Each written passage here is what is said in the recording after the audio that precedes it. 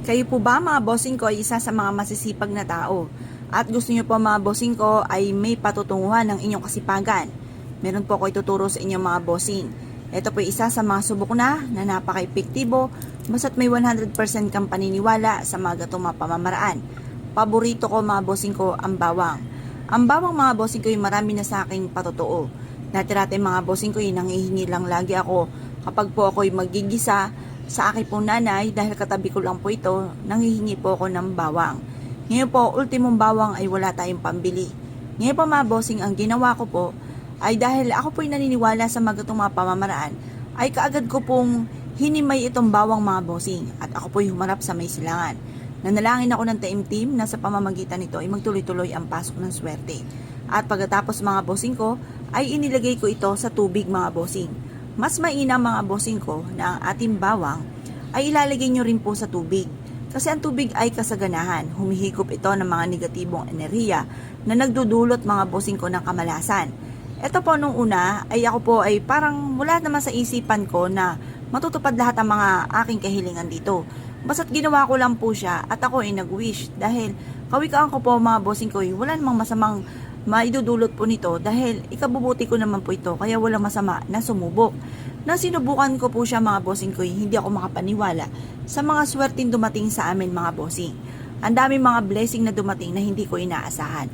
Lalo-lalo na mga bossing ko, ang sunod-sunod na mga blessing na yung tipo bang basta i-winish ko lang na mula sa aking pumpusoy, walang kabog-abog na tipong may mga dumarating na hindi nga ako makatulog sa mga swerteng dumating na hindi ako makapaniwala.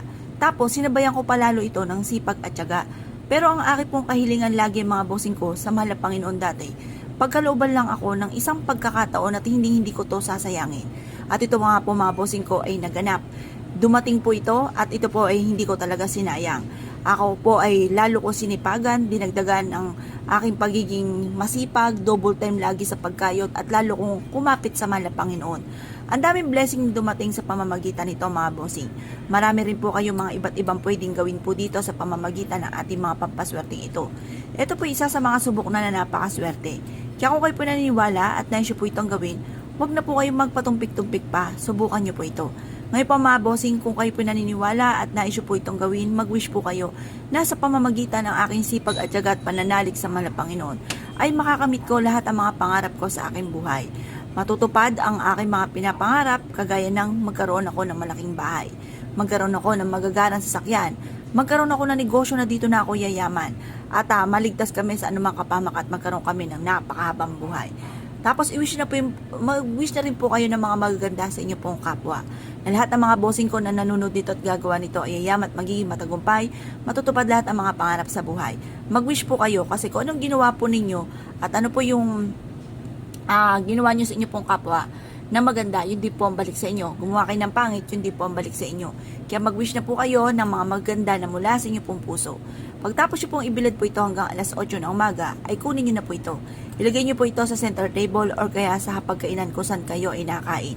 Kung ating bawang ay sisibol, mainam na itanim nyo po ito at hayaan nyo siyang lumago at dumami.